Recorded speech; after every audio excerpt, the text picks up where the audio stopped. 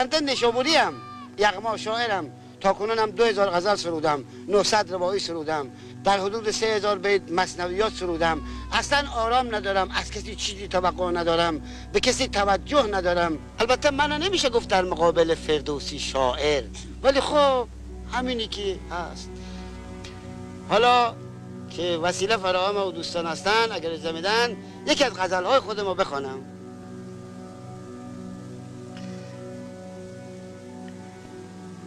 میخوام یعنی آتش و افکار شاعر رو بگم که او به چیزی اعتنا نداره. تنم در وسعت دنیای پهناور نمی گنجد، روان سرکشم در قالب پیکر نمی گنجد. مرا اسرار